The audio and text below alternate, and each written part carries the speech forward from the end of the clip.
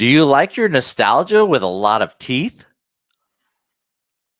What happens when you mix Luke Skywalker and the Wampa? An immortal skipping Yeti? Activision has bills to pay. Time to put ads everywhere? Marvel Studios offers a great deal on head. All this and more on Cutting Edge Hero Live.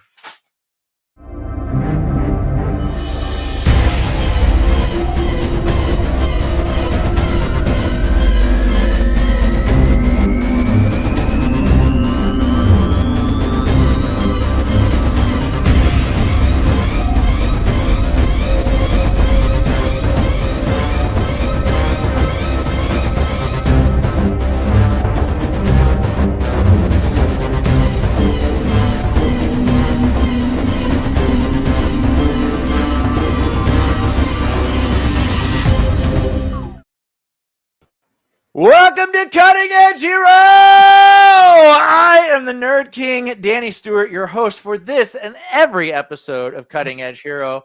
Joined tonight by my two faithful co-hosts, the one, the only, the queen of nerddom herself. Jen, how you doing tonight?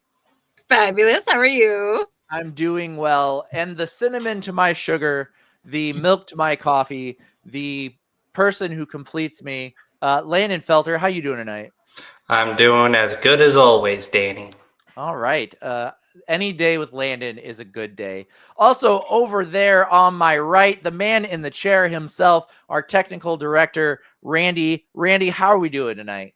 Doing good. What do I bring to your life in terms of coffee ingredients? The gum stuck to the sole of my shoe. Oh God! That's not a coffee ingredient, but I'll take it. That weird mole my doctor needs to look at. The one, the only, Randy Tapley. Just here to make sure you get checked. Yeah, thank you. Yeah, thank you for getting me. Thank you for checking me before we went live. I needed that. Suspicious one. Like a prostate check? Like, what are we checking here? I'm the suspicious one. That's not a problem, but it doesn't hurt to know for sure. No, I've learned to self-check my prostate. It's a whole thing. But anyway, our human relations specialist and fact checker extraordinaire Ben Stewart may be joining us in the comments tonight, and if not, he's a busy guy. It's okay. So we've got a little bit of a show tonight. We had some major technical difficulties leading up to the show. We were all set to go, and the computer crapped out on us. So we are going to keep this show tight, and we're only going to have a couple of segments tonight. So we will be doing the bullet points. And we will be doing the hit list. Tonight we're talking about the top 5 worlds we would like to get Isekai'd into. But before all of that, let's talk about the nerdiest thing you guys have done this week. Jen, what's the nerdiest thing you've done this week? Oh my gosh, Danny. I woke up Saturday and I got a notification on my phone that No Gimmicks was going live. And I was like, oh, let me go hang out with my buddies in the chat.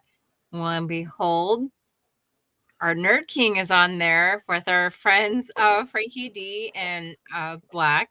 So I watched that, and then immediately my husband starts his podcast with Eat the Cake Anime, and yeah, I basically was on DFP and stuff all day Saturday. Yeah, that's pretty nerdy. I was in the chat for Eat the Cake after I got off of No Gimmicks. That they broke down the Crunchyroll Anime Awards far more in detail than we did. We barely talked about them, and they got in depth, which was great because they really know what they're talking about over there. Also, hey Willie, I don't know if anybody said that to you yet in the chat. Glad you're here. Everybody in the chat, glad you guys are all here. Kenpachi, good to see you.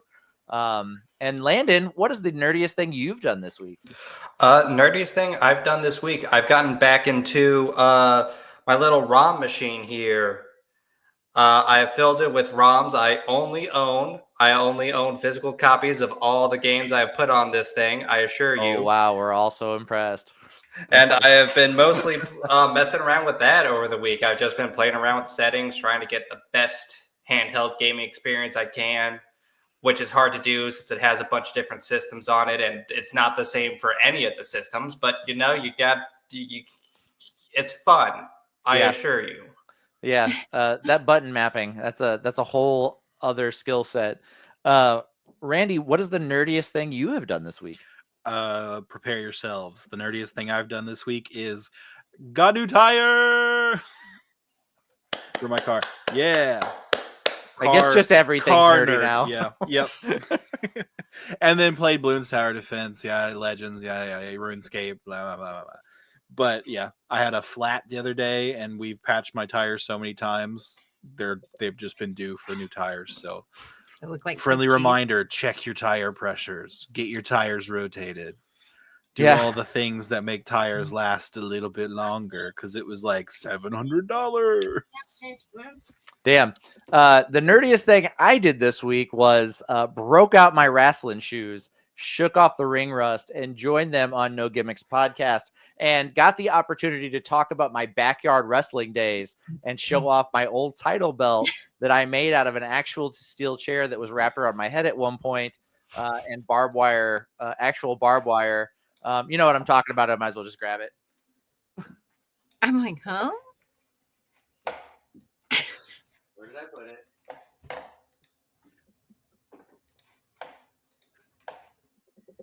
At least it's close by. Everybody stop looking. We won't. I always thought that was a shirt on your chair. I didn't know it was a. So a much younger Nerd King, back when he was known as the Killer Clown. This was my hardcore title belt that I made out of. This is the seat to an old steel chair that was at one point wrapped around my head. I straightened that sucker back out, and these plates are all pieces of that steel chair. And this is just vinyl. It snaps, and you can wear it. And if you see, it's kind of held together by these little pieces of wire. That's all uncoiled barbed wire that I used to piece it together. So back in my hardcore wrestling days, that was a thing I used to do, and that was the title belt from the Violent Wrestling Association, or the VWA if you're nasty. Landon, you look like you have something to say, but No. I'm just saying, like, being a backyard wrestler is right up your alley. And the fact that you would take the thing that caused you pain and make it your trophy is also something very poetic that you would do simply for the poetry. And I did. I did. I also made a hardcore crown at one point. We had like a King of the Ring style setup where if you won it, you got this crown, and it was made entirely out of barbed wire. And the intent was that it was basically Jesus's crown of thorns, but made out of barbed wire. And that was a thing for a little while. But my buddy was holding it, and he had it in a storage container that the payments lapsed on it, and so I have no idea where it went. It's gone forever. But, yeah, that was kind of cool too. But anyway, that is neither here nor there. Guys, drop the nerdiest things you've done this week in the chat, and we will move along. You guys want to talk about some news? Yes. Always. Randy, why don't you fire those bullet points at me?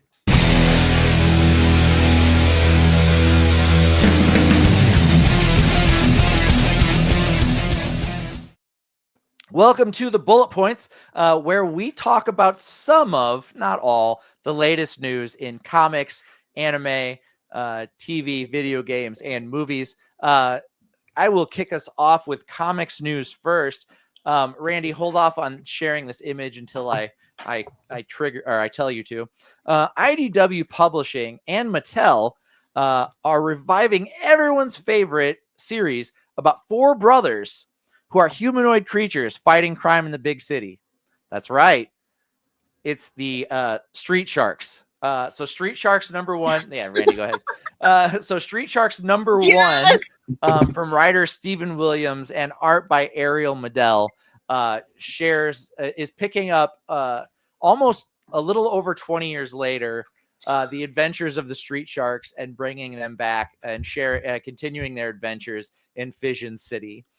Were any of you guys Street Sharks fans? Yes, I remember those. Oh my god, that's amazing. Sorry. Mutant turtles can go suck it. Yeah.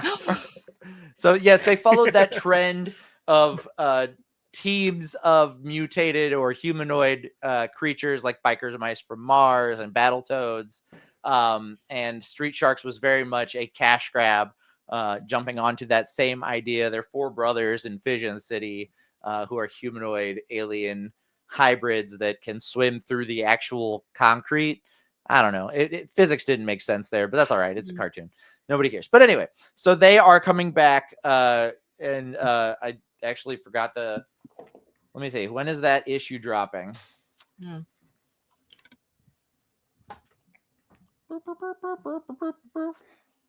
I think they're swimming through it right now on the front. Yeah, I don't even see a release date on it. I could probably find one if I looked. But anyway, just keep an eye out for it. Who are these villains? Oh, the villains. Yeah. So you've got. So the Street Sharks are Ripster, Jab, Streaks, and Big Slamu. Streaks. Yeah, Streaks, and they're facing off against their villains. I'm looking at some images of them, but I honestly I did not get into Street Sharks. I was a Ninja Turtles fanboy from the beginning, and when they started having all these ancillary characters with similar stories, I was like, nah, I'm good. Just keep my Ninja Turtles for me. Stay faithful. But anyway, Jen, what do we have over in anime news? Anime news. Well, my friends, Leviathan. They actually talked about this on Eat the Cake. If you guys didn't watch it, well, you should probably catch up on it. Leviathan is going to be coming to Netflix soon. It's an adaptation from Scott Westerfeld's novel. And the series unveiled a new visual for it. There's actually a trailer that you can go out and watch, kind of, get familiar with what's going to be going on. But the premise is 1914 fugitive prince and a girl in disguise meet aboard a bioengineered airship and is called the HMS Leviathan. Looks pretty cool. Think you should check it out. Yeah, that I mean, more anime is always a good idea.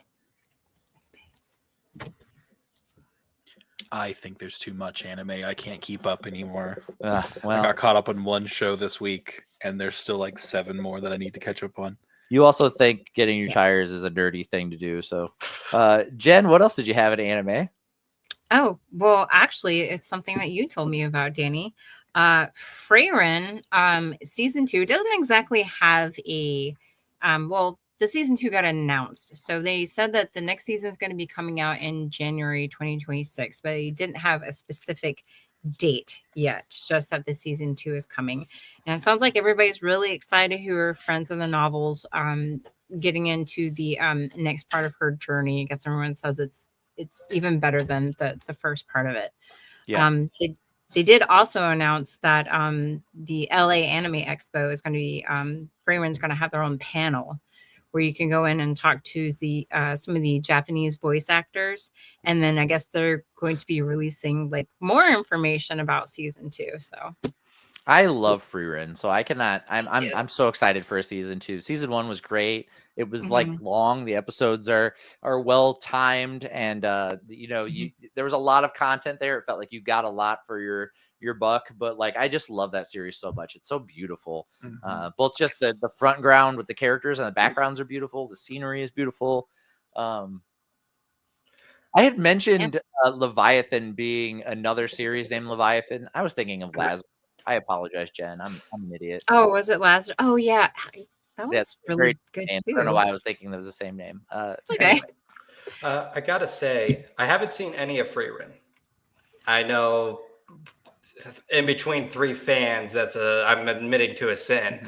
But I do gotta say, I am happy to hear that the studio has just announced that they're working on it and haven't given just an arbitrary date on when it should be finished. Yeah.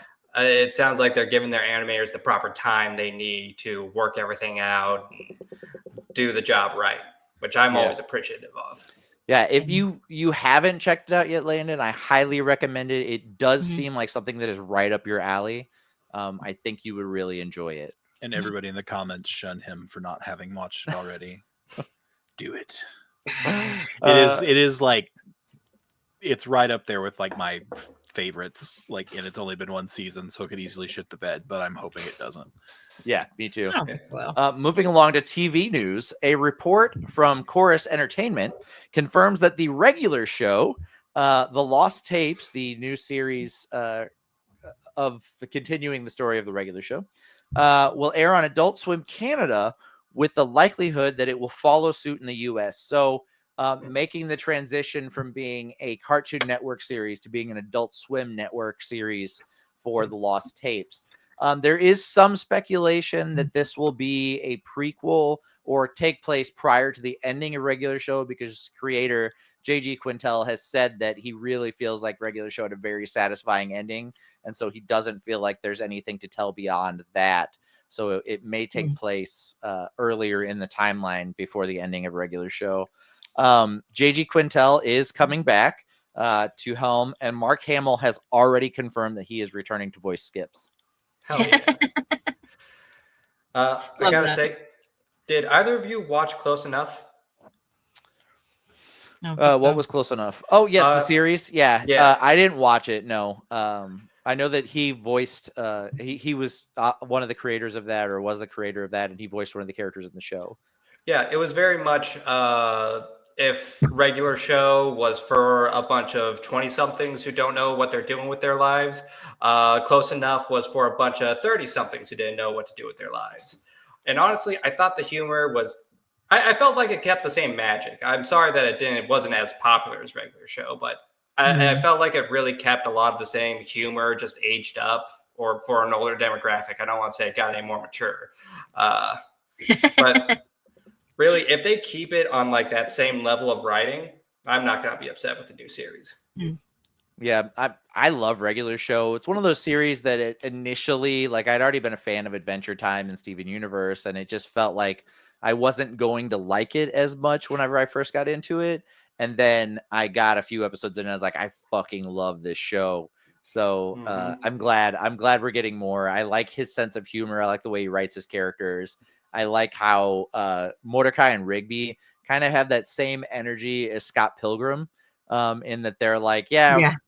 We're train wrecks, but that's just who we are. That's our personality.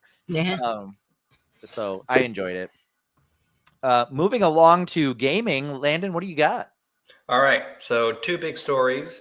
First and foremost, Activision has started putting ads on its loadouts for Black Ops 6 and Warzone, one of which is, actually, I think they're both full-price games. And people are like, what the fuck is this? It feels like I'm playing a mobile game. And like in today's gaming market, you're already paying for season passes, skins, loot boxes. Although loot boxes have kind of fallen out of fashion, but still tons of other microtransactions. They're really just making these games more like mobile games over time. Yeah, it's like everybody gets the opportunity to pretend to be a NASCAR racer, because you're going to have or you're going to have ads and sponsorship on everything. So if we're taking the time to play these games and they're selling ad space on it, when are we getting our piece of it? Definitely not in a price reduction, that's for sure. Yeah. What kind of ads are they? Are they like videos, or are they like just like a little Coca-Cola like logo? They look to be mostly just static ads. Like there's an ad for Bluntman and the Chronic. And like just stuff like that. It's not even like advertising other games or anything like that. It's just whatever. It's like a billboard in the middle of the loadout screen. That's wild. Because I'm sure it'll start with like Bluntman and the Chronic, and then it'll end up being Burger King's newest whatever. Okay. Just real quick, so this doesn't become a thing. It's Bluntman and Chronic, not Bluntman and the Chronic. Oh, okay. Right. Sorry. Chronic, sorry. Yeah. I have the comics if you need me to show them to you, but yeah, I am excited for Kevin Smith that they're going with his thing for this rollout of advertisements. That's kind of crazy that you think he didn't just pay for it, Danny? You think it was really that high value that they weren't just like, oh, you'll pay for it? Cool. I think that in this effort to roll this out, that the studio behind Kevin Smith's movies was like, you know what? We really need to advertise Bluntman and Chronic on this. That to me is like, wow, you know, Kevin Smith has been in the periphery of Hollywood celebrity and stardom for a very long time, but his movies and characters are very niche. They have not celebrated the kind of popularity that other, what's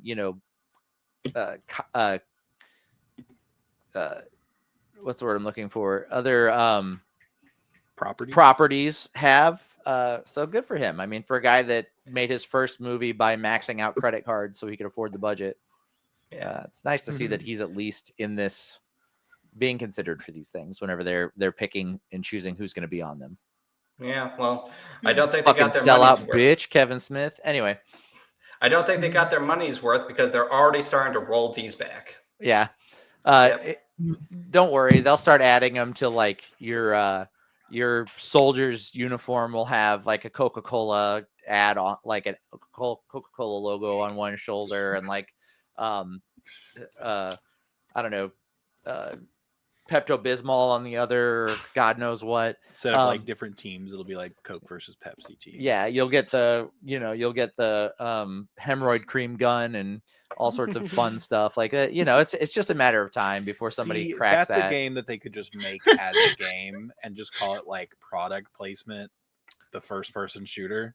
Yeah, and it's just all that the would be weapons great. are Well, marketed, and they already have that. It's called Fortnite, and it's product placement for every fucking IP out there. You would get to announce that Palpatine is returning in Fortnite, so you don't have to do it in your movie. I don't play Fortnite, but they did do a Mistborn crossover with Brandon Sanderson, and Kelsier was a playable character in Fortnite for a little bit with his mist cloak, and I'm like, kind of wish I'd have done that. See, that's how they get you, because that's happened several times to me where I'm like, ooh, this character, that's awesome. Maybe I should get it, and I have. Well, they had like Transformers and now Star Wars with their lightsabers in the game. Peter like Griffin. I haven't sprung on it. I played Fortnite on my phone for a minute when it was like very first getting popular, just to see what it was. Did the same thing with PUBG, and then I was like, I don't think these are for me, and I've stayed away from them ever since. Every new thing they add to Fortnite, it gets less and less appealing to me. I don't give a shit if it's something I like. It just becomes a garbage heap. Well, it's like saying I like ketchup, ice cream, raw cheese, and the fuck is raw cheese? It's cheese made with raw milk.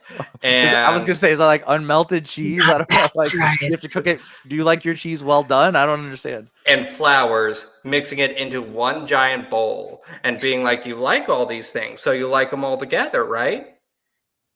The answer is no, I don't. Some of those things I didn't even like. I think I've seen that episode of Chopped. Yeah, I think that's they made some ice cream out of it. It was really good. Anyway, Landon, what would be the one IP that if they added it to Fortnite, you'd be like, fuck, I got to get it?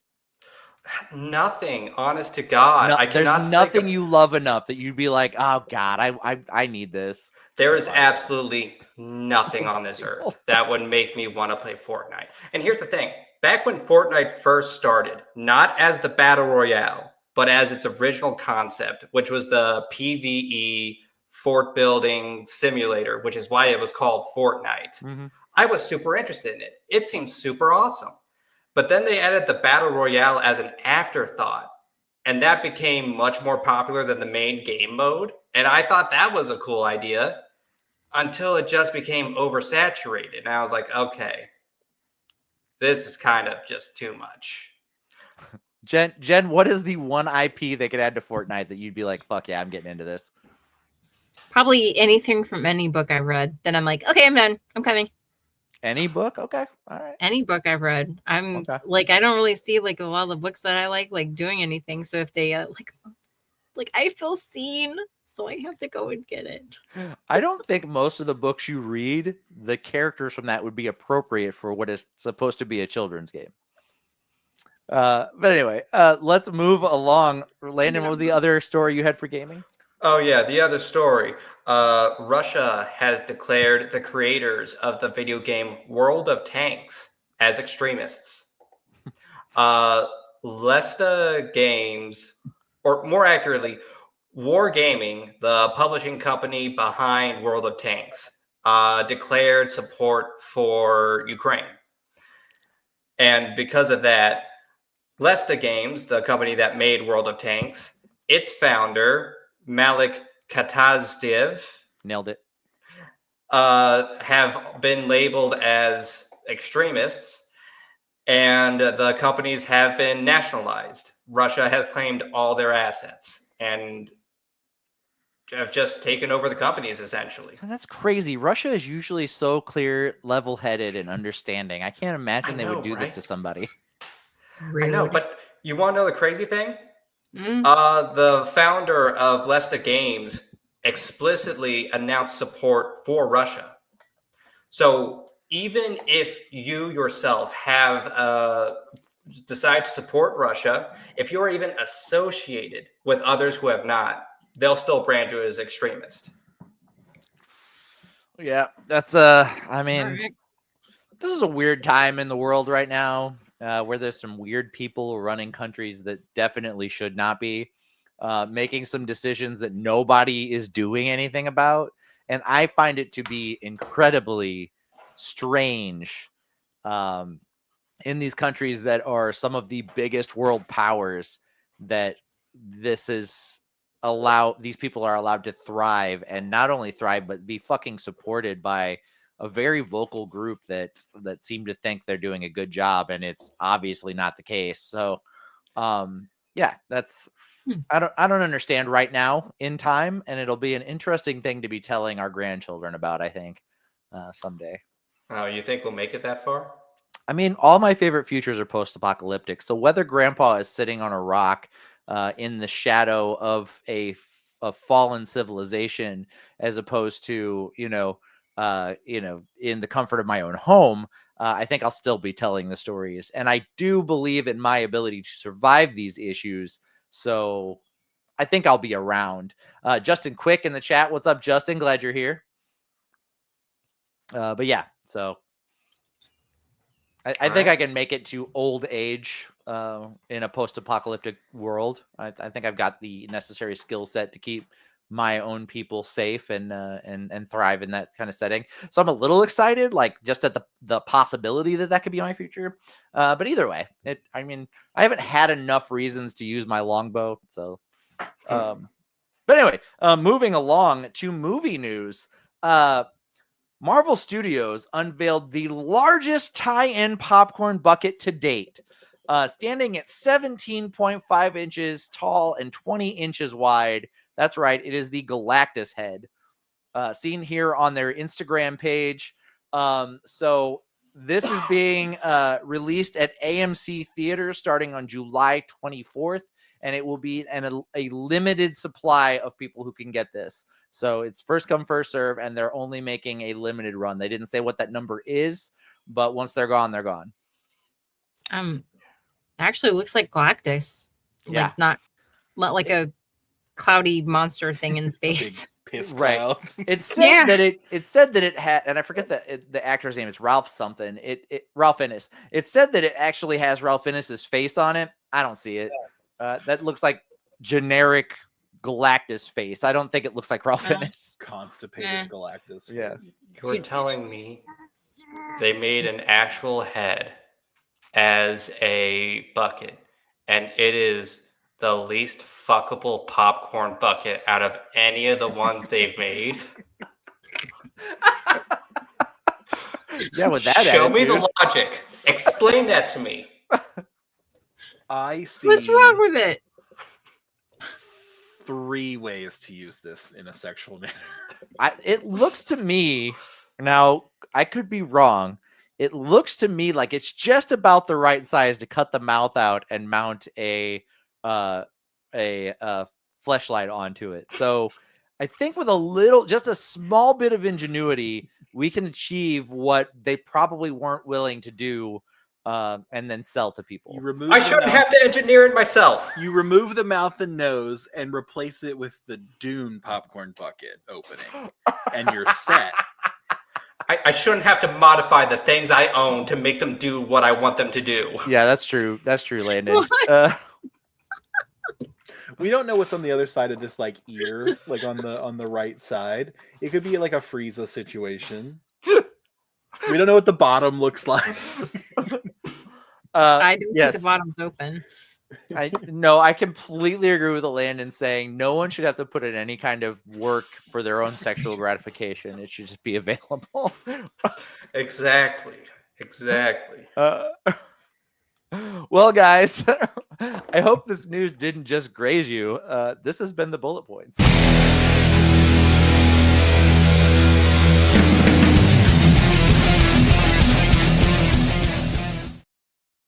All right, fam, welcome back. We've got some new trailers dropping this-ish week, but we literally have nothing to review this week. There was nothing new that I thought was worth my time or that I felt that was worth talking about. So thankfully, even if we had not had our technical difficulties, I would have been skipping the review portion of the show. And that will give us... though, did you see the promo for One Piece? That will give us more time to talk about our hit list and our 5 favorite worlds we would like to be isekai'd into.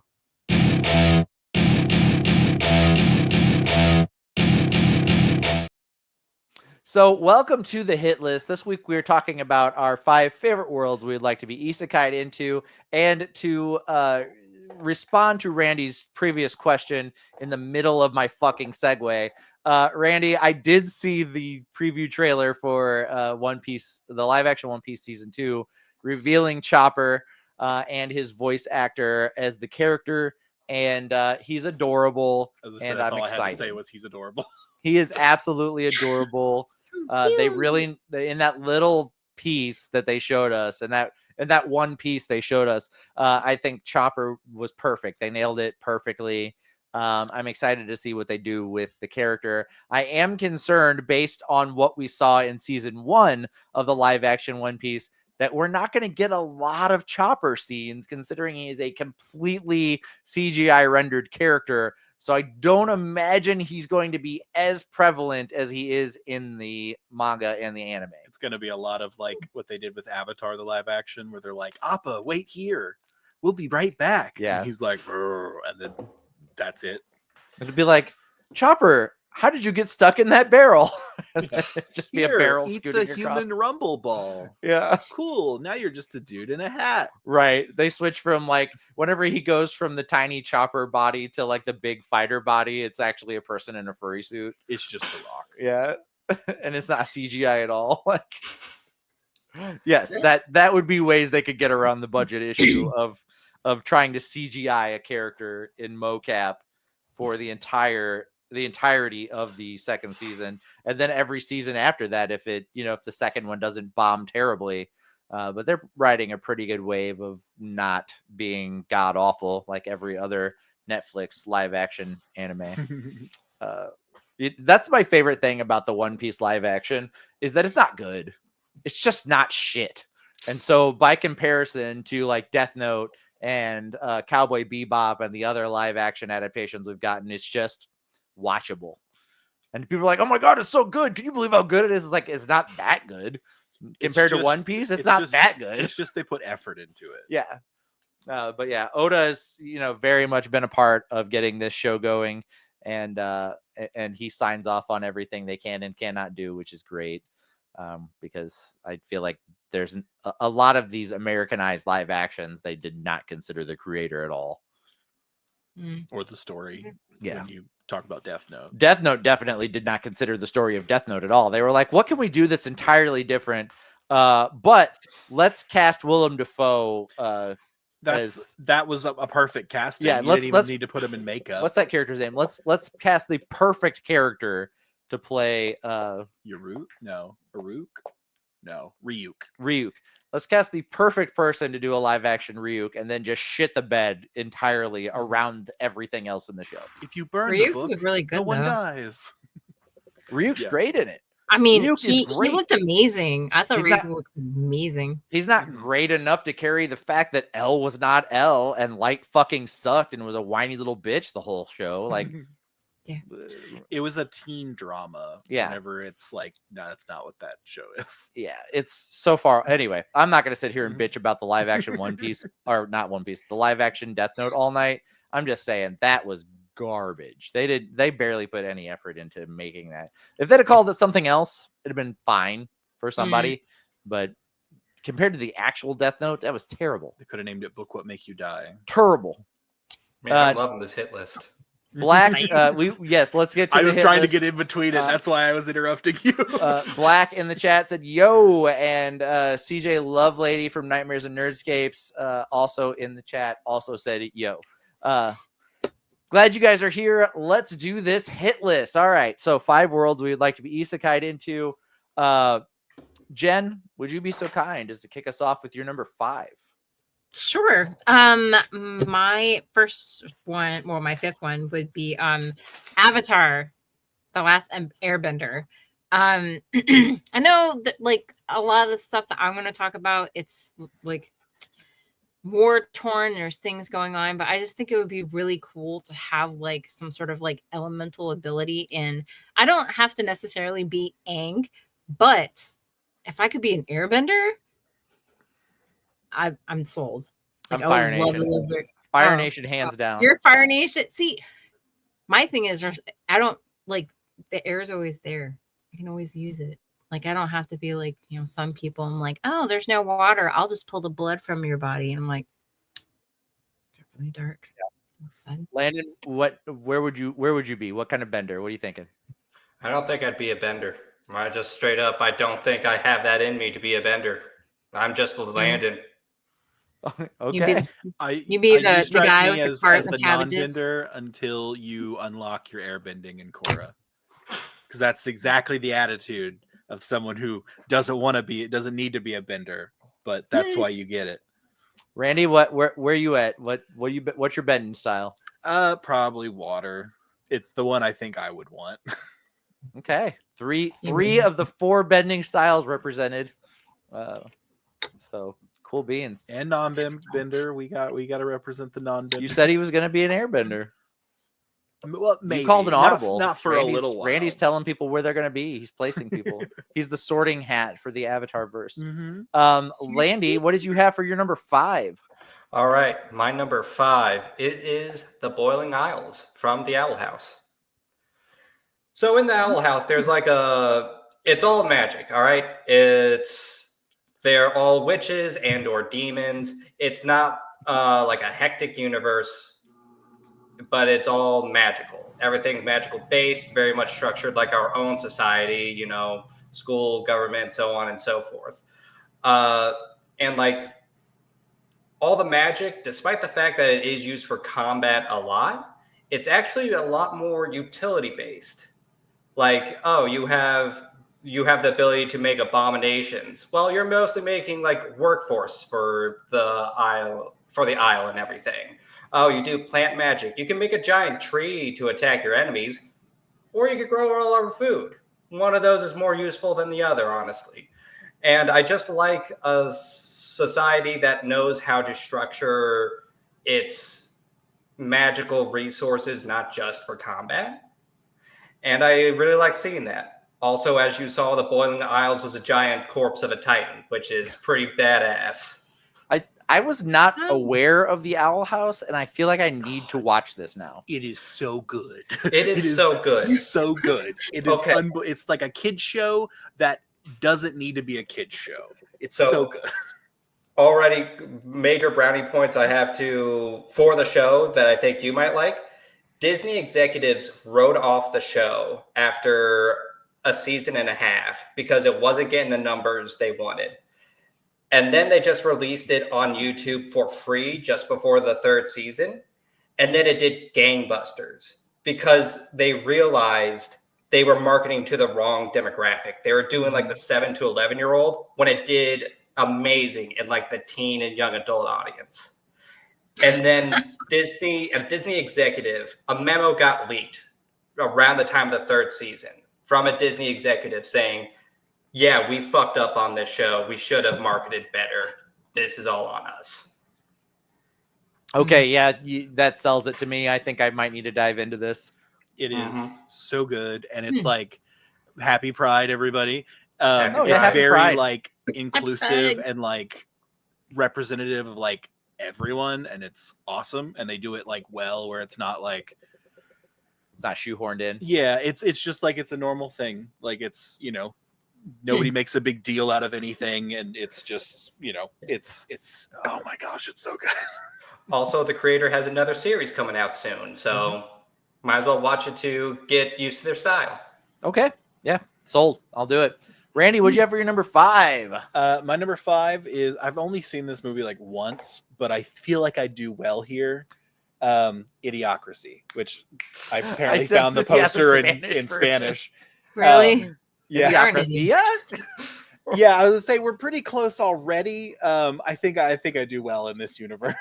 Yeah. That's I don't even have to be like the most Yeah. powerful. I could just be me, and I think I'd fare okay. It's got what plants need. Yeah, Electrolytes. Brando. Go away. I'm in my baiting chair. But yeah, that's mine. Idiocracy universe, because I think I could manage there. You guys. I don't would know if I spend could all your survive time at zombie Starbucks. apocalypse, but I could have survived Yeah. Idiocracy, I think. Yeah. Idiocracy is a fun world to visit. I wouldn't want to live there. Please God, I don't want to live there. Stop. You already do. You Yeah. already do. I know. You best start believing in Idiocracy. Randini, what we You're got in the in chat? We have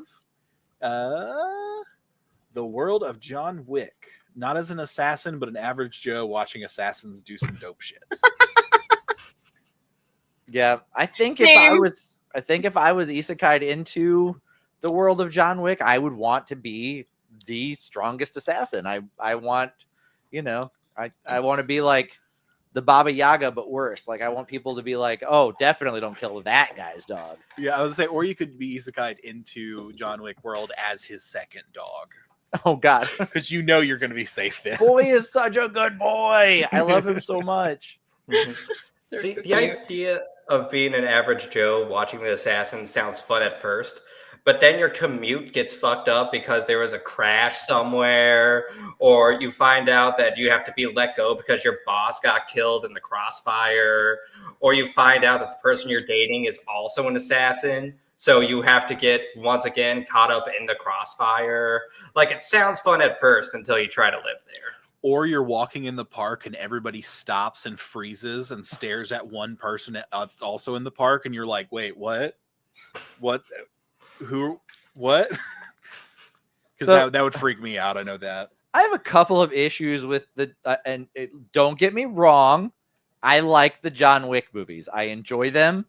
I've seen all of them.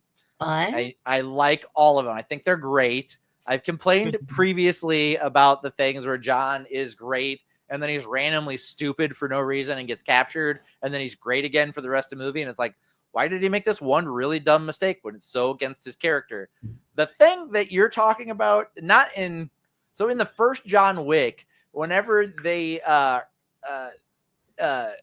shoot Adrian Padalecki's character in the park, they have her meet in like this place, and 4 guys stand directly. They make an X standing directly across from her, and they all shoot her in the head at the same time. You don't line up across from each other to shoot things. Even if you're accurate, if the bullet goes through, you're shooting the other guy. Hey, What the hell? They're all I get assassins. visually that it was cool, but that was such a bad idea. What if she ducked? What if she ducked at the last second? What if she was good? you could have neoed it. Like, Yeah, all 4 of those guys were dead. Who thought that was a good idea? Maybe it was like they had a contract out for her and the guy across from them, so they were like saving money on bullets. Yeah. Willie's like the bullets all met in the middle. Yeah, they're Yes, so they're all- accurate. Their bullets high so five, accurate. Yeah. like in the middle. That's just like, That's gonna be written into a movie where all four bullets hit and just the person explodes. yeah, exact. Like if that had happened, and also 4 shots, she didn't have a head left, which is not what happens in the movie. But also, it is also possible. I'm already going to blow a hole in my theory here. The only reason that wouldn't be bad is if only one gun was loaded and it was 4 guys and only one guy killed her. Then maybe they weren't risking as much. Like the odds of a bullet going all the way through the skull and still having the velocity to hurt somebody on the other side is much lower, or that it travels straight after hitting her, much lower. But otherwise, 4 dudes shooting at the same time. I don't remember this part. Terrible fucking idea. I rewatch this movie regularly with my oldest daughter. We both love John Wick, and we both rewatch it. We just watch it for funsies. I've seen the movie 100 times. It's a good time. I like it, but every time that scene comes around, I'm just like, what? Anyway, Well, you got to get that close because also they have the tuxedos and the suits, the fabric that's like bulletproof. Not everyone has that, extremely. though. Yeah, but you don't know. Yes. Maybe she had a shawl that she could flip up. It is possible that they organized that all of them had bulletproof jackets on when they decided to all 4 shoot a lady simultaneously. And they just like go like this, the bullets coming at them. Mm-hmm. Yeah. You know, just block it. Like that. I don't know. Anyway, what else we got in chat? We got Dark City. I fucking love Dark City. It is such a good movie. It is from the same if I remember correctly, the same director as The Crow, the 1994 one, the good one. And it takes place in a world where it's always dark, and there's like this shadow government that's running things, and the main character is trying to figure out. Like he gets, I think he gets framed for a murder, and he's trying to figure out what's going on. And so the whole thing's this great big mystery and this conceit. And spoiler for Dark City, if you haven't seen it, it turns out at the end that they are a group of humans that have been captured by a race of aliens, and they're being experimented on. And the city is actually inside of their spaceship. And the main character, the human character, gains these crazy abilities, kind of like Matrix in Neo in the Matrix, and he frees the human race from captivity, only to find out that they are in the middle of fucking space on a ship. Good movie. Yeah, absolutely. That'd be so fun. As long as I go in with the information I already have about it. If I go in just to be a normal person who loses hours and hours of his life because the city resets every so often and you just lock up for no reason, that's not as great. But yeah, I can see it being a cool world to hang out in. We also have Avatar, James Cameron's Avatar. I want to fly the... I don't know how to say that. You got this? I haven't seen this movie in so long. I don't know how to say those words.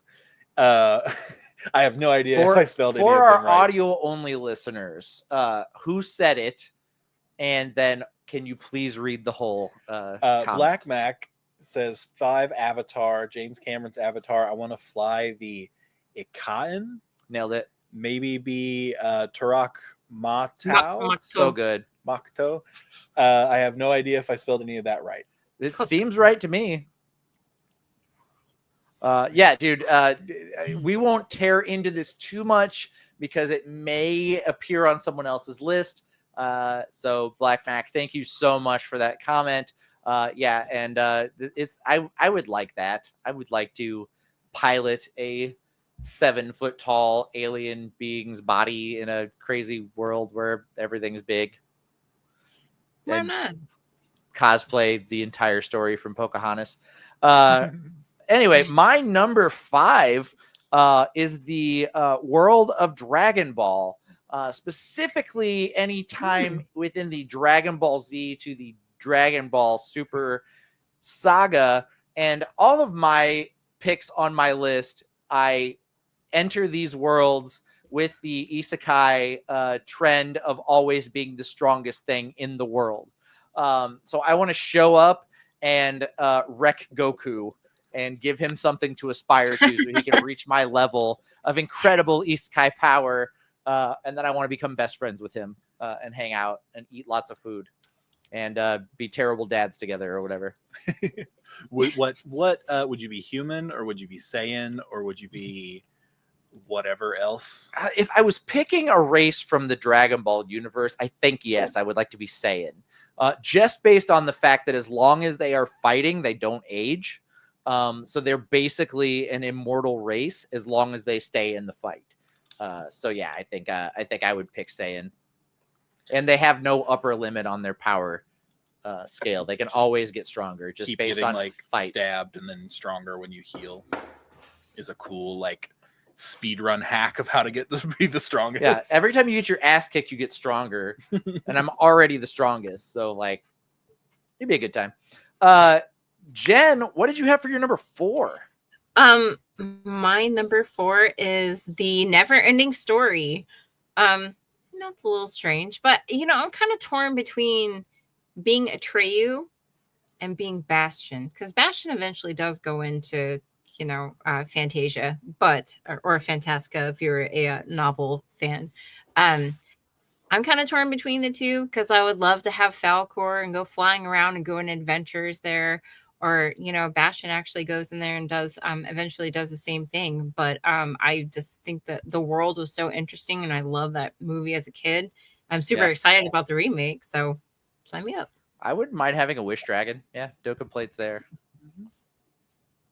My biggest I watched this movie recently, like as an adult, because I had seen bits of it when I was younger. But he gets like a wish, like he's able to wish for anything, and he like wishes to remake like what was it called? Fantasia and everything, and like all that. And I'm like, that's great, but your mom's also dead, and he doesn't wish his mom back to life. He has a very healthy relationship with the loss that he felt around his mother, and he resolved those issues. Yeah, which that was more the framing He wasn't device, trying to drag her back to life. That wish always blows up in your face. You end up with a zombie, or you resurrect your mom, and then some random person you don't know dies, but it turns out they were your one true love, and you're never going to meet them. Like, it's just risky wishing people back to life. Unless you're in the Dragon Ball universe, then it's just totally normal. He also uses it to like harass his bullies.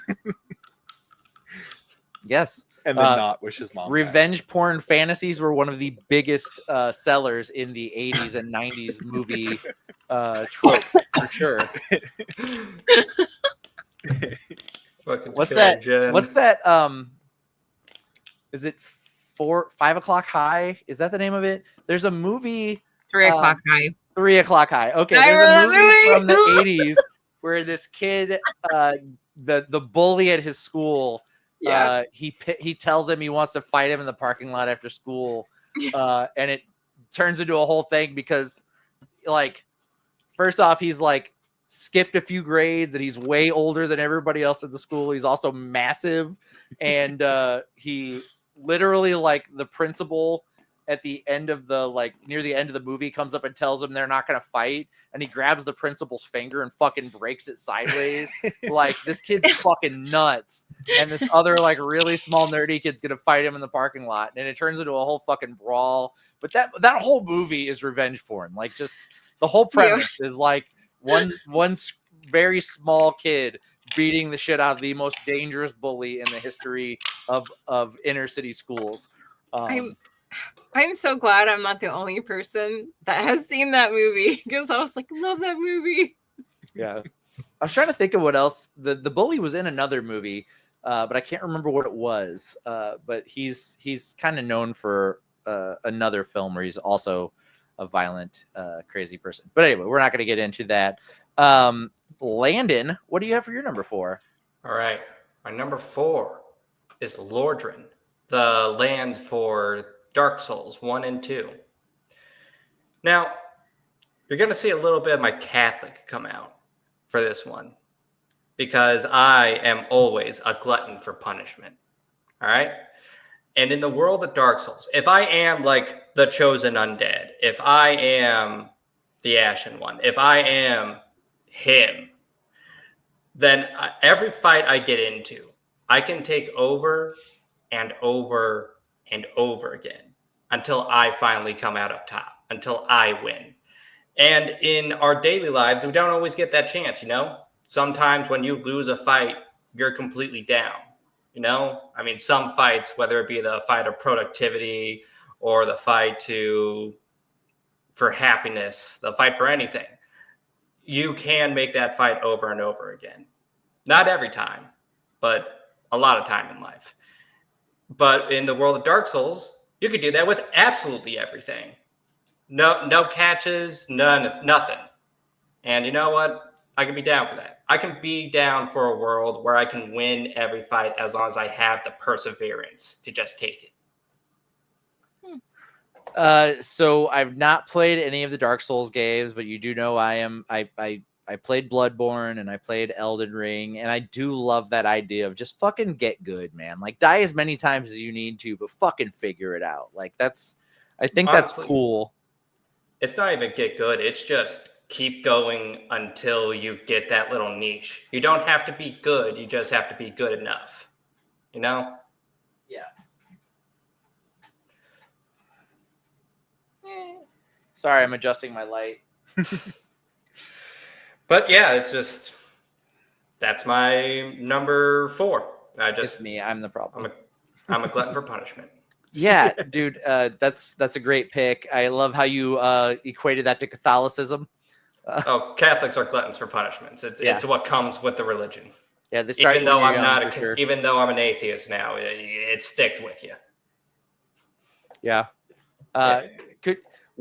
Let me ask you this, and this is a religious question. If you got Isekai'd into any other world, would you still be an atheist? I mean, it depends, because in other worlds, the gods actually come down and interact with the humans. But also in those worlds, in plenty of those worlds, the gods can also be defeated and or killed. So I don't know. I guess I can't say atheist, but I can't say I respect the gods either in a lot of these I'll worlds. throw a little wrench to that. Like the act of being isekai'd, does that not like shake like your faith a little bit in like atheism, where it's like I don't know. You could just be like, huh? You could just be like, wow, the universe really is chaotic and random. I can't believe I was resurrected in this other world. Where it'd be like, huh? Did something do this, or has this just happened to everybody? I mean, if you never got an answer, you could never have an answer. You just be like, wow, that's crazy. I feel as though I'd probably pick myself up and be like, my most important thing would be trying to figure out, okay, where am I? How do I get myself to safety? How do I live in this world? And then I'd focus on all the existential parts. Yeah, that's true. Good plan. Usually people don't discover religion until they have time to do so. Mm. Okay, moving along. Randy, what's your number 4? My number 4 is Gravity Falls. It's kind of just a weird universe that's also fun. And none of the threats are, well, that's not true. Some of the threats are pretty horrible, but none of the threats are like insurmountable, except for probably Bill Cipher. But yeah, Bill Cipher for sure. That dude's fucking terrifying. But you'll have fun regardless. Even he kind of like would make it a little bit fun before he like peels your skin off. But yeah, it's kind of in the same vein of Owl House. Jen, I get the feeling you've not watched Gravity Falls. Is that accurate? My kids watch it? Jen, you need to watch Gravity Falls. Says the person who's not watched the Owl House yet. I haven't watched Owl House yet. But the what's the guy's name that he's in Owl House? Like he's heavily involved in Owl House too. Is he the creator or the actors? Alex Hirsch, yeah. No, Alex Hirsch voice acts in the Owl House. Yeah, he plays King and Hootie, and I'm sure others. He's Grunkle Stan in Gravity Falls. Yeah. Yeah, and Bill and Dipper, or is Dipper? No, he's not else? Dipper. Okay. It's Jason Ritter. John Ritter's son is the voice of Dipper. But yeah, he's good, and I think him and Dana Terrace dated briefly, and she's the creator of the Owl House. So cool. So like they have similar vibes, so they go hand in hand, kind of. Not interesting. I don't think the worlds are like related, but we haven't gotten to sign the contract yet. But one of the Gravity Falls voice actors is possibly coming to Cape Con 2025 for the 20th anniversary. So I can't announce them yet, but it's a big one. They've been in damn near everything, and if we get them, it's a huge get. But she was also in Gravity Falls as well as a bunch of other really cool series. We got a hint. Yeah. So possibly announce soonish. I'm waiting to hear back from an agent. Anyway, what do we have in chat? Wait, no, Randy, what's your number 4? That was your number 4. Randy, what do we have in chat?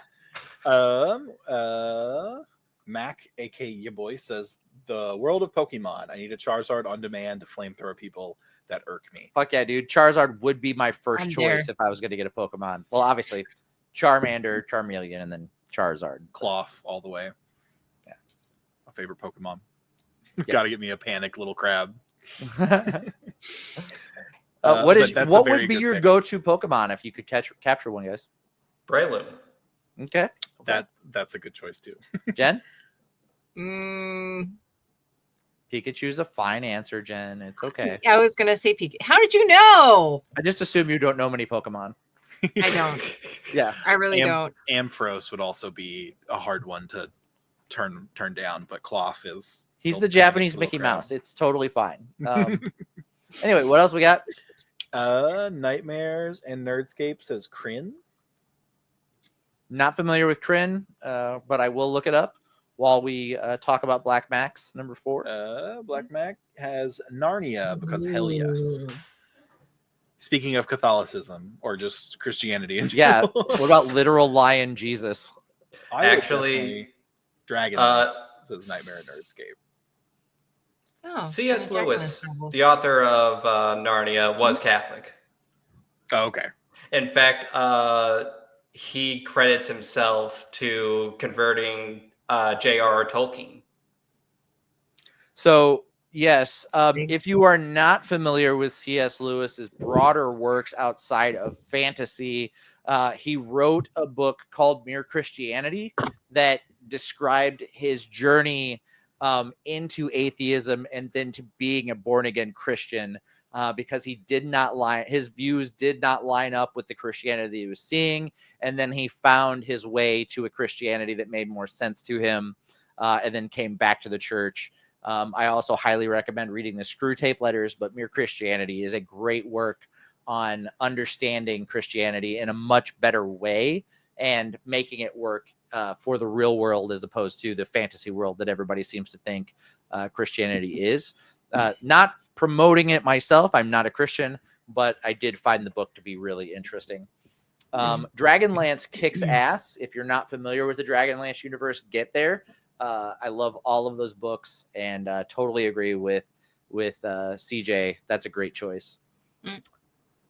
My number 4 is this one, again, with the conjecture that I am going to be the strongest thing in this isekai world, is the world of DC Comics. The first thing I do day one of being Isekai'd into DC Comics is go to Metropolis and beat the shit out of Superman. That's day one. I'm not a villain. I don't want to hurt anybody. But that fucker's had it coming for a long time. He totally deserves it. I don't care which version of Superman you are throwing at me. I'm stronger than him. And I'm going to beat him into the dirt just to do it. And just to let him know I'm around.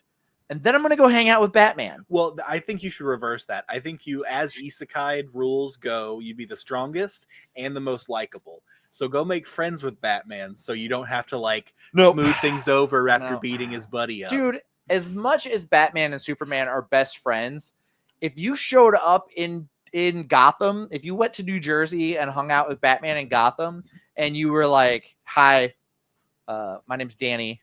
I just beat the shit out of Superman, but I just wanted to come say, hey, I don't have any ill will or bad intent. I wanted to hang out with you if that's cool. I think it would be cool. Big fan. Sorry about your parents. Yeah. Sorry about your mom and dad. Superman's ass. I'm around if you need that me. If Superman can't handle it, say it's a cloudy day or somebody's wearing a kryptonite necklace or something, and you need somebody that can, jump in, let me know. Max said he's going to make a plan to kill you that night. Batman has one rule, and it's that he doesn't kill. So not worried about that. And secondly, again, I am the strongest, most capable person in the world. So I would see him coming. I just realized in this scenario, you're just a more dangerous Batmite. Yeah. Yep. All those 2 fifth-dimensional beings that exist, those 3 fifth-dimensional beings that exist within the DC world, Batmite, Mr. Mixius Pitalik, and I forget what Nightwing's is, but Nightwing also has a fifth dimensional imp that follows him around, who's his biggest fan. Is that imp more caked up than Nightwing is? No. Max says he had plans to cancel out the Justice League. He totally did. That's absolutely true. Batman could make a plan to get rid of me. It would just fail. I again, this is Isekai rules. I am the strongest and most capable in the world. Unfortunately, no matter how much or how well people write Batman, I'm still going to trump every ability he has. Moving along, Jen, what's your number 3? My number 3 is from Studio Ghibli, is Howl's Moving Castle. So this is probably one of my most favorite Studio Ghibli films. You know, I would totally be Howl. I would, have half my heart being, I guess, possessed by a demon, and then I would have like this magical house and all these amazing powers. And dude, I just really want the house. I mean, you can just change it on a whim. Just like, back up, guys. You'd be voiced by Christian Bale. You can't beat that, especially when he does his dark voice. But yeah, that's what I would. I would love that. And this house moves around. Great choice, Lando. What do you got for your number 3? My number 3 is the Providence of Siriel in Tamriel. So it is the Elder Scrolls universe, and honestly, it's a pretty fantastical universe. It is a fantasy universe. Being able to just go around and live around in that universe just sounds fun. If I am the chosen one, then that's even better, because I can fuck off and do whatever I want, whenever I want, even with a big, bad end of the world disaster approaching at any second. I can just do whatever. I really am also just the god's very special boy at all times. And I rock up, very special boy. I rock up to any of the gods, and they're almost certainly like, hey, I got something for you to do. And if you do it, you get rewarded with my special item or my special boon or both.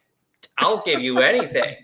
And you really are just like the very special boy of all the gods, truly the most protagonist of all the protagonists out there. And it just sounds like a fun time.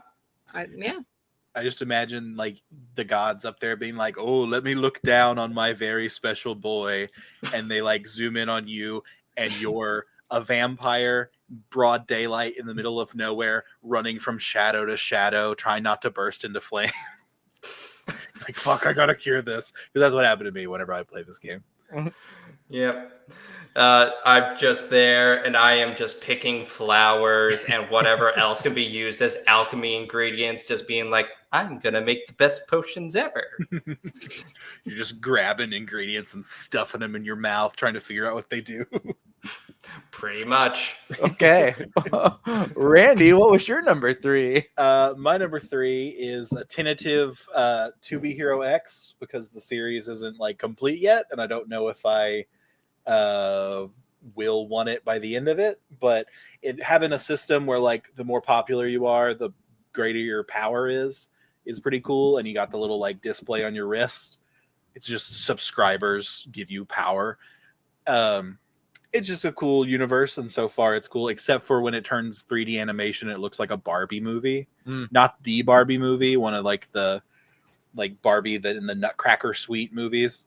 Yeah, as I said last week, it just reminds me of Ladybug, the Miraculous Ladybug. That's kind of the vibe I get from that series. And it does, and I think we talked about this a few weeks prior to that. It does kind of feel like an episode of Black Mirror as well. Yeah, one of my favorite episodes of Black Mirror. But like the animation is good. It's just sometimes I look at it, I'm like, looks like I'm watching a Barbie film. But yeah, I would say that's my number 3, and we'll see if that stands or if that is a horrific choice. That's a to great be choice. Number 1, because there's a guy who can't bend over to use the bathroom because his believers his followers believe that he cannot be like knocked over or ever He never like, bends. sit down. Yeah. Yeah. I don't remember what his name was, but yeah, they put him in a thing where he can't Firm sit down man. to poop. Like, it's silly as shit. What did we have as our number 3s in chat? Macya Boy says Wizarding Worlds, House Slytherin, enough said. Yes. I am also a Slytherin. I'm with you, Mac. We could hang out in our quarters, or I don't know, break all the rules and break into like the not very secured wizarding banks that if you just happen to live in a world where everybody has access to all these same spells, you can get into fucking everything. Because clearly, if like what is functionally a 6th grader can do it, an adult can too. Wait, I want to know, Willie, are you going to speak like parcel tongue and control snakes? Like how Slytherin are we going here? like Hugh should not be named. Yes. Like Uber Slytherin? Well, I mean, he's kind of evil. You don't have to be evil, but you know. Yeah. I'm signed up for a full. Oh, yes. Yeah, Got Willie's to doing talk to the whole damn thing. He's going Doing the going whole full Dark thing. Wizard. Going in. As Slytherin as possible. He's a full racist. Just see what it feels like to split your soul into a Horcrux. Like Salazar Slytherin himself. He hates everybody who isn't him. I'd definitely be a Hufflepuff because that's closest to the. Max says hashtag Merlin was a Slytherin. It's true. Yeah. It's true. But yeah, I was sorted in Slytherin house. Could not be happier about that. Actually, not that I'm not grabbing enough shit off my shelf regularly. It's okay. Show it off. Oh no! There went my cane figure.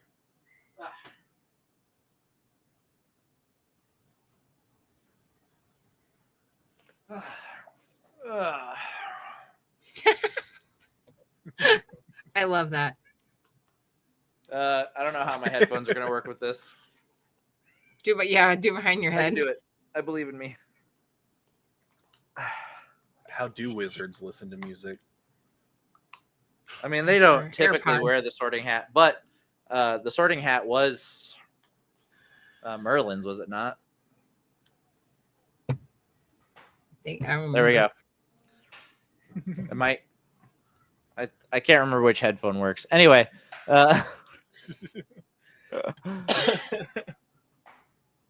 this thing's cool.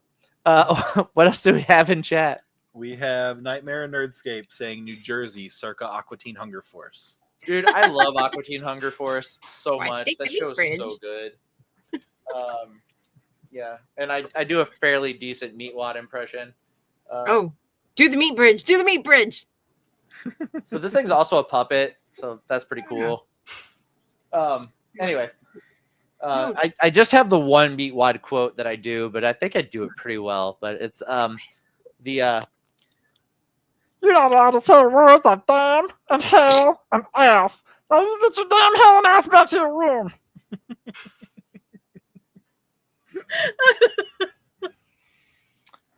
That's my one. My one Meatwad quote. Yeah. Anyway, moving along, my number 3, very similar to my DC Universe choice. It is the world of One Punch Man. Now, this one's a little more altruistic. I just want to give my boy Saitama a fight where he can land more than one punch. So, with the Isekai idea that I'm the most powerful thing in the universe, I think I can take at least 2 punches from Saitama and give my boy what he deserves, the fight he's been looking for since he started working out to begin with. So that's literally the only reason I want to go to this world. I want to help him shop on Saturdays and clip coupons and let him spar with someone he can land more than one punch on. That's it. You would have got that mosquito the first time. Yeah, hell yeah, I'd crush that mosquito. Fuck that mosquito. That is the only. I was asking somebody one day. I was like, do they? Because like they don't have a lot of flying bugs in Europe, and I was wondering about Japan if that was the same thing. I was talking to Katrina, and I was like, do they have mosquitoes in Japan? And I was like, oh, they have to, because there's an episode of One Punch Man where he's trying to kill a mosquito, and that wouldn't be the case if they didn't have mosquitoes in Japan. So learning through anime, the more you know. Jen, what's your number 2? My number 2, actually, I share with Black is Avatar, James Cameron Avatar. I think that would be so cool to be one of the Na'vi, and like, you know, she's right there with like one of the seeds from the tree spirit. But yeah, just to be able to connect the animals, like you can have one that flies and you can have one that swims and, you know, sleep in a tree. I don't know. Sign me up. That sounds amazing. And you Yes. can like 9 feet tall. Yes. That's like just a bonus, which it's relative to everybody else who is also like 8 or 9 feet tall. Yeah. So it might not be as exciting, but that'd still be cool. It does seem like a fun world to hang out in, especially if you are one of the Na'vi. Disney World. Disney World.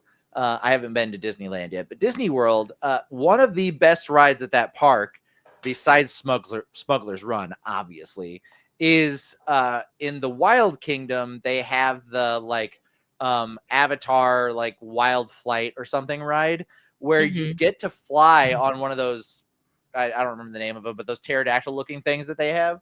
You get to ride on one, and it's basically like a motorcycle seat, and you strap in. It's got a 3D screen that moves around you, and you go on a full flight, like down to the water. And as you cross the water, it throws mist on you through the ride. Like you get the full experience of like being actually on one of these things, and it's so fun. And it made me want it. It really made me want to have the opportunity to do that in real life because it was so cool. Wow. Awesome. And I also like that you had both avatars on your list. Right? Yeah, when you said the first one and I showed it, I was like, wait, did she say The Last Airbender or did she say James Cameron's? Yeah. No, you're right. I thought I messed it up. You had Avatar both ways. Landon, what'd you have for your number 2? Okay, my number 2, it is Stardew Valley. You're telling me my grandfather bequeathed me a farm where all the crops are profitable. All I have to do is plant and water them, and they're just good to go after a while, unlike actual farming where it takes a lot of hard work, planning, crop rotations, fertilizer, and all the shit that goes into managing an actual farm. It's just that easy. Hell yeah. You're telling me it's located next to a small town where the people are pretty easy to get along with, and I can live my life however I see fit, and they really don't judge or like ostracize me, unlike a lot of places in the world. Hell yeah. You're telling me there are caves around the corner where when I do get into an adventurous spirit, I can go fight monsters, mine, get golden gems whenever I want, as long as I have a decent fighting ability and the ability to mine. Hell yeah. You're telling me I wake up at 6 o'clock in the morning on the dot, and I am filled with energy. I am perfectly well rested, and I'm ready to be productive. Hell yeah. Stardew Valley. No downsides.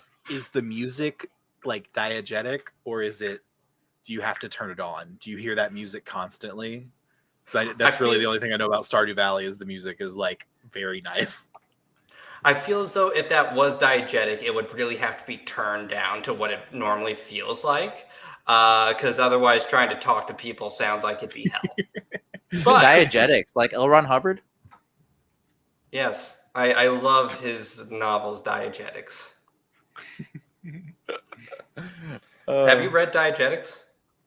I can give you a copy. No. All right. You mean Dianetics? No, it's Diegetics. Cool, close enough. Anyway, The one god? yeah, no downsides to Stardew Valley. That sounds incredible. No, I'm sorry to announce, but I am an SP. I'm sorry to tell you this.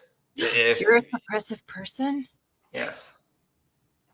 So if you cannot be around SPs, feel free to click off the show. Don't do it. Don't do it. Don't do it. I don't even know what the fuck we're talking about. I don't either. You need to learn the tech, Danny. You need to learn the fucking tech. He's an SP. Okay, later after the show's over, explain to me what the fuck we're talking about because I'm moving on. Randy, what do we have in chat? Oh, Randy, what's your number 2? My number 2 is Full Metal Alchemist. On one hand, Nice. fascism. On the other hand, circle-based magic. Not unlike the Owl House, where there's fascism, but also circle-based magic. And I'm down for that. So it's a lot like our current state, but magic. But magic, But yeah. magic. Like I can deal with a like totalitarian guy who's running puppeteering things with his religious-based like compatriots. But I also get magic. Yes, please. Yes, please. That's mine. It's very fun. One of the greatest anime of all time, and I don't know who hasn't looked at that and been like, man, if I could be like Ed, that'd be awesome. Just who doesn't want to be able to just like convert their arm to a fucking knife? This is another selling point for Owl House. It's literally like they draw inspiration from like the witches in Owl House. Literally draw circles in the air that like creates their magic. What were you saying, Landon? But Randy, it's not magic in Full Metal Alchemist. They make it very clear that it's a science. Sure. It's science-based magic. You know, I've already given magic my with lecture rules. on how whenever they finally get to where they can wire prosthetics directly into your brain and that's like reliable and functional and it works as well as your real arm, I'm sacrificing both my arms. I was just like, say that's first chance. That's the other part of it. Like automail is like the coolest thing ever to have. Yeah. Like I don't even need the magic. I'll take Dude. the fascism and cool prosthetics. I that, want- are functional and help. I've said this people. before, 2 I'll be an cyborg engineer. arms, 12-inch blades that come out from between my fingers on each hand, a fucking Bluetooth speaker system in one, a charging port in the other, or my phone is just built in. I'm Inspector Gadgeting people. It's got a wrist. It's got a fucking watch that's like just shows up on my arm, like full QWERTY keypad that I can just like type shit. Like, oh hell yeah, dude. I would. These things are useless compared to that. Gone first chance I get. Absolutely. 2 fucking I would go. cybernetic arms. Absolutely. Also, chimera potential. Yeah. That's not as common. I don't want to be a chimera. I'd be down with No. that. I'd be down with I'm gonna go full battle angel. Yeah. I would totally do that. Oh yeah, I would. She's fucking badass. chimera I'm- with automail would be sick. Dude, if I could just be a brain floating around in a jar of fluid that like will last forever, I'm in. I'll just wait till my limbs fall off naturally. Thank you. It's a natural process. Yes. In The natural in process. 2035 Let it when happen. super leprosy descends upon the world. Landon's like, it's fine. I'll just get any more. This guy's got like another 10 years. This guy's got He's like got mileage. this guy's got 3 months. I'm gonna be honest. You notice he didn't show the palm. Randy, what do we have in chat? We have. We're on number 2, right? Yes. Yes, we're on 2s. Mac, aka your boy, says World of Demon Slayer fighting alongside the Hashira would be dope. Hell yeah, dude. Hell yeah. Ooh. Teach me how to breathe. That was one where I was like, if I weren't the most powerful, then that would be a terrible place to be. But yeah, being around the Hashira would just be sick in itself. Yeah. Oh yeah, just watch them fight. Fucking Zenetsu's sleeping through every fight and he's doing fine. That'd be my strat. Oh, They're up all night. Like, What? Oh he brought yeah. up Rengoku. I was Rip like, Aw. Rengoku. F in chat for Rengoku. tasty. We also have Nightmare and Nerdscapes. Ravenloft. Yeah, that is a Dungeons and Dragons setting. It's Castle Ravenloft is cool as shit. I do notice that CJ is being isekai'd into places where he's gonna have to struggle. Like there's gonna be some dark times in these fantasy settings for Mhm. sure. I mean, again, you're the strongest and the most likable. So you and Strahd could be like pals. Yeah. That is true. If we're following that isekai conjecture with your list, Chris, which I'm not sure we are, for your choices. But could you imagine, making Vecna your bitch all by yourself? That's a cool thing to be able to do. All right, my number 2 is I probably have a small obsession with this universe, and that's okay. But it is the world of Transformers. Now, personally, I do want to be reincarnated as a Transformer, preferably during the Cybertronian War during Generation 1. If I'm the strongest in the entire universe, I imagine I'm something kind of crazy that's powerful enough to beat the shit out of Unicron by myself. So I'm into that. I don't know that I would necessarily be around all the time. I might just show up at the last minute when I'm needed and not be around, because otherwise would the world be fun if I'm just there to solve everybody's problems? If I'm, I'd have to be like Primus and Unicron's dad or something, like just the craziest, most powerful Transformer ever. But that is neither here nor there. I just want to hang out with Optimus Prime. Like, I just want to say, what's up, Big Bot? Like, let's What's up, Big Bot? transform and roll out. What's up, Papa? Cool matrix of leadership you got there. Yeah, hella. Shows yours. That's like Kinda matrix shiny. of leadership plus. Yeah. Oh, you got one of those too? You got the touch. You got 2 of them in your chest. Yeah. I got Absolutely. one too. Yes. To light the darkest hour. But anyway, fantastic. Jen, are you ready? Have you prepared yourself? Gird your loins, if you will, to give me your number 1.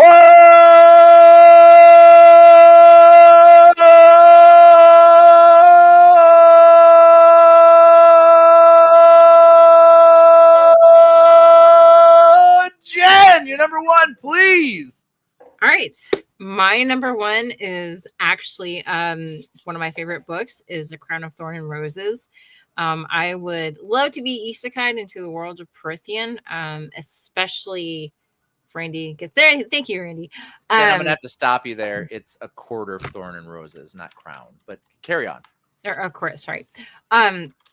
So I would want to go to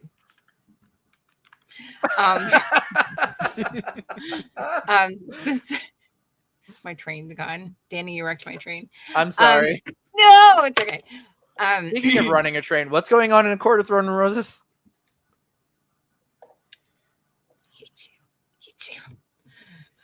City of Starlight. That's where I would live. No, go ahead. Please give us your full reason. I think we deserve to hear it. I'm very much a person that does not believe in a utopia. It's impossible. Even when I read books, I get fucking pissed off because I was like, fucking impossible. But the way that the author and the High Lords, if you will, run that city, I think it is as close as to a utopia that you can get, but there's still problems that they have to work through. And they say that the city is the most beautiful at night, and I'm very much a night owl, so my kind of place. Yeah. Sounds like a Yeah. good time. I've not read them yet, but my wife has, and she very much liked them. So it's probably a fun environment. Probably some cool stuff going on. I know there's like fairies and werewolves or something. So yeah, hell yeah. Landon, what do you got for your number 1? My number 1, it is the universe of No Man's Sky. You wake up on an alien world. You don't know how you got there. You don't know quite where you are. But you do know you have your multi-tool. You have all the other items you need to survive. And you know that your spaceship is nearby and you got to repair it. Once you can repair it, you can go anywhere else in the world. You can become a miner. You can get a settlement. You can build your own bases, gain resources. You can even get a fleet of frigates. I love frigates. But you can really do anything you Who doesn't want. love a good frigate? Who doesn't love Frigates a are good friggin' frigate? awesome. But I've yeah, not played this. I'm a sci-fi fan, and I love space, and it'd be perfect. I can do whatever I want and just play around in the world, explore, make my home, whatever I want. That sounds really cool. Again, I've not played the game, but I probably should. It sounds like it'd be fun. I know I talked shit on it one time, several shows ago, and you were like, "Hold on, actually, it's a lot of fun." So probably just based on that, I should probably check it out. But it started off terribly. I'm not gonna lie. Okay, that's what I Hello was gonna Games. ask. Was this the game that started out like and it was really rough? Yeah, Hello Games made a lot of promises they could not keep. They went dark for about a month after they released it. And then after that, they started pushing out updates, sent out an apology, fixed the game to a state to where they initially promised it, and then kept updating it, kept changing it, kept adding features players wanted. Like they took the feedback and actually made something that people liked. So I got to give them credit for that. Wish they would have done that from the beginning, but I gotta give credit for fixing your mistakes. that's two of your favorite game franchise or favorite games that have come out in the last like 5-ish years that did that with Cyberpunk and then No Man's Sky, both not delivering what they offered off the bat, and then coming back to the table with improvements that got you to where you were wanting to be to begin with. Yeah, like in today's modern world where no game ever seems to properly be released, at least not finished, it's nice to see games actually hit that state eventually, because even that's becoming rare sometimes. Mm-hmm. Fantastic. Randy, what do you have as your number one? My number one is The World of Fairy Tale and the Kingdom of Fiora, because magic, even if you're not the most powerful, magic is just everywhere. Sometimes it's just like, these glasses let you read book fast, or like this button changes clothes color. Like even that's just like little cool magic stuff that they can do. And then if you're good at it, so like if you're Isekai'd into it, you're just super strong. And also nobody dies. Everybody like who you fight, I think people do die eventually, but you just fight people and then they become your friends after you fight them. That's been my experience. Yeah, you punch till you're friends. That's pretty much how it goes. And then every goodbye is tearful, and you'll see them again. And you got a little cat buddy named Happy that has little cat wings. Yeah, maybe after I hand Superman his ass, he and I will get along. I'm sure. I'll probably apologize. Yeah. Sorry I ran into this so much. He'll say, he'll be like, sorry, you're right, I had this coming. He'll run a smear campaign in the Daily Planet. He's like, my fans are kind of the worst. I get it. Anyway, Randy, what do we have in chat? We have Mac, aka your boy, World of Mass Effect. I'd be trying to smash as many aliens as possible. That way that we may or may not be prepared for the Reapers. My man. Yeah, following Captain Kirk's logic, you gotta get down with as many aliens as you possibly can for that's the real prime for directive. the strength of the race. Yeah, it's important. That's the mission, to boldly go where no man has gone before. Engage. I mean, I almost put that on my list. Actually, I almost put Star Trek on my list. that speaking of Star Trek, we've not seen Billy Rhodes in the chat in a while. I need to check in on that dude. I've been texting with him. He's been trying, but life has just been getting in the way. Got it. Okay. As long as he's trying, that's all I need to know. But also, he's one of my really good friends. I should probably check in on him. I'm bad at remembering to message people. It's a real problem. Anyway, what else we got in chat? Nightmare and Nerdscape says Midworld. Yes, the Dark Tower series. The world that takes place in. It's kind of a dark place to be. I'm seeing a theme in CJ's list, for sure. But also, again, magic is cool. You have the ability to learn it. You could become a gunslinger like Roland, and wield magic and be a kick-ass cowboy who looks like Clint Eastwood mixed with Stephen King. Hey. Hard to go wrong there. Follow around Men in Black. Yeah. and then find a tower that allows you to jump from world to world. Cool. So that is all of chat. My number one comes from one of my favorite book series, following Jen's choice of books and novels. And if you haven't read Wind of Truth, I apologize, but I'm going to be a little spoilery here. But it's the Stormlight Archive. First off, I just want to hang out with my boy Kaladin. He's a sad boy and he needs more friends. Kaladin is one of the only fantasy protagonists whose biggest weakness is crippling depression. He struggles with it in every one of the books. One of the coolest things about what Sanderson did with Kaladin is that he doesn't magically get cured from his depression. He struggles with it all the time. You see him get in his lows and his highs, and it's really incredible. I picked up the Stormlight Archive during a period where I was struggling with crippling depression, and it was very uplifting for me to see a protagonist who was struggling with the same things I was. Sanderson's got a son who has clinical depression, and he drew from his experience with him in creating Kaladin. Now, Kaladin as well, you may have noticed the name. They call him Kal in the books. Kaladin is loosely based on Superman. I always think it's funny because Kaladin's best friend, Adolin, in the book series, has Superman's temperament and Batman's superpowers, and Kaladin has Batman's temperament and Superman's superpowers. So he just took like the world's finest and kind of swapped him around there. It's very funny. But I love the book series.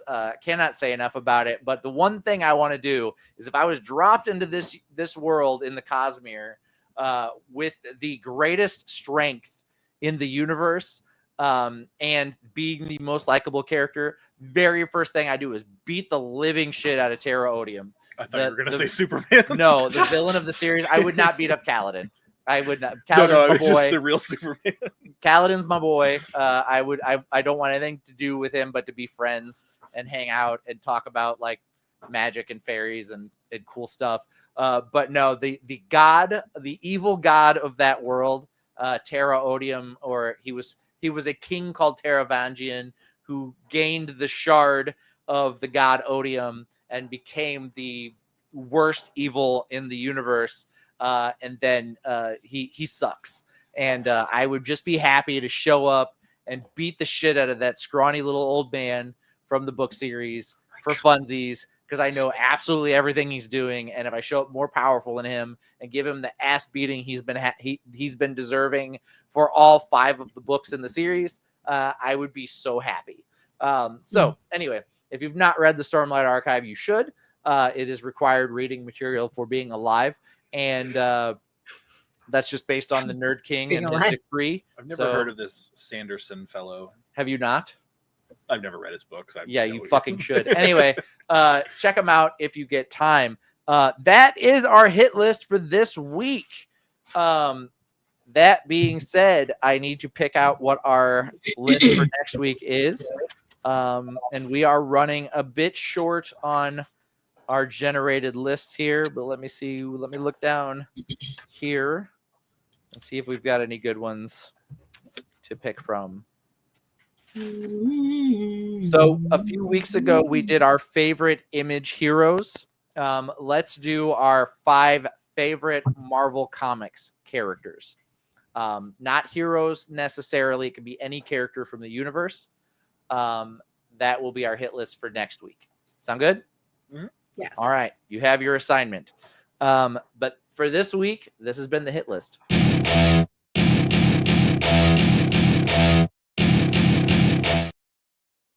Welcome back to the show.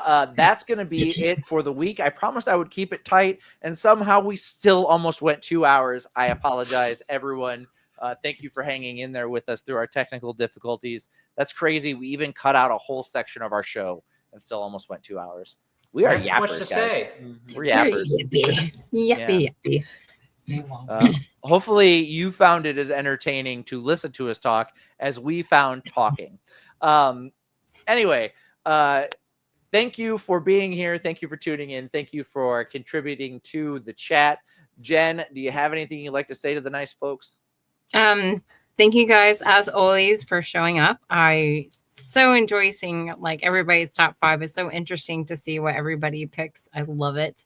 I did want to say for all my anime nerds out there, Eat the Cake is going to be doing a collaboration with my good buddy Amanda over at Pop Break and other people. So join Eric and Jackie and Willie. I'm not sure when they're going to be dropping it, but I do know that they're recording on Sunday. So watch out for that. Real quick, this coming Saturday, I will be joining CJ on Nightmares and Nerdscapes. We will be talking about the horror classic Creepshow. So the 7th, I will be joining Nightmares and Nerdscapes. Landon, do you have anything you'd like to say to the nice folks? Nothing more to say other than thank you all for coming out and seeing us again. We would just be talking to the walls without y'all, and since y'all are here, you're the ones who actually make this a show. And also, Randy, don't think I didn't notice this. What? Thank you. You're pointing to the wrong side. Oh, Wait, the it's the right- forget Oh, enthusiast. yeah. Sorry. It's I the didn't other. even see I it. was like, well, I didn't send you a pop filter. Wait, no, this is the right side for me. It isn't on our side. I must be flipped for y'all or something, because it's the That's right funny. side for me. Yeah. But Oh. yes, frigate enthusiast. Randy, Frigate. anything you'd like to say to the nice people? Get your tires rotated and make sure you have air in them so you don't get stranded on the side of the interstate. Incredible. nerd. Well, you guys have been great, and we've been Cutting Edge Hero. See y'all. Bye. Bye.